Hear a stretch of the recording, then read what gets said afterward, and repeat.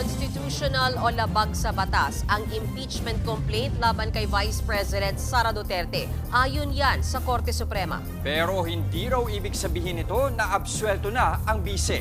Nasa frontline ng balitang yan, si Marian Enriquez. Nagdesisyon na ang Korte Suprema kaugnay ng impeachment proceedings ni Vice President Sara Duterte. Sa inilabas na desisyon ng SC, sinabi nitong unconstitutional ang ika-4 na impeachment complaint kaya null and void na ito. Nilabag daw kasi nito ang 1-year bar rule kung saan isang impeachment complaint lang ang pwedeng ihain sa isang opisyal sa loob ng 1 taon. Pinuna ng Korte Suprema ang unang 3 impeachment complaint na inihain kay VP Sara sa Kamara noong Disyembre na hindi nila inaksyonan, inarchive at tinerminate noong February 5, 2025. Sabi ng SC, ang 1-year bar rule ay mag-uumpisa oras na madismiss ang reklamo gaya ng ginawa sa unang 3 impeachment complaint. Kaya ang susunod daw na impeachment complaint ay pwede lamang maihain sa February 6, 2026.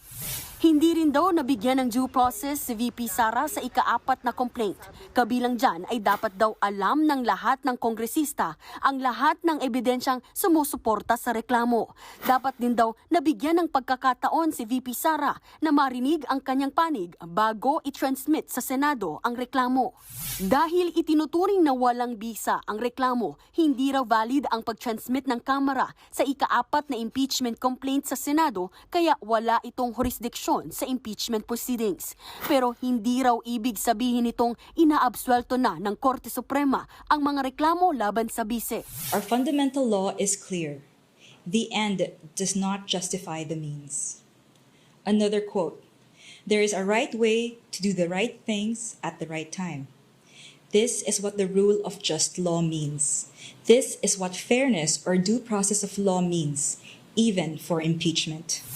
Kabilang sa mga ginawang basehan ng impeachment kay VP Sara ay ang umano'y maanumalyang paggamit ng kanyang opisina sa confidential funds at ang pagbabanta sa buhay ni na Pangulong Bongbong Marcos, First Lady Liza Araneta Marcos at Speaker Martin Romualdez.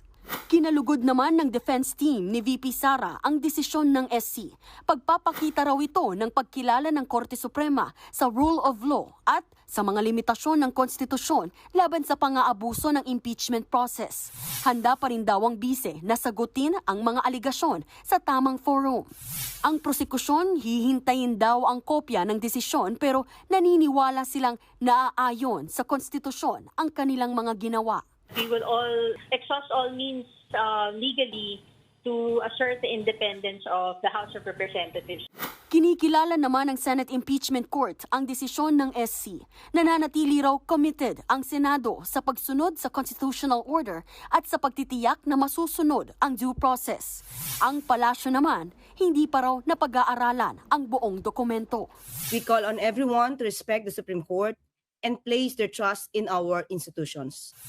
Nagbabalita mula sa Frontline, Marian Enriquez, News 5.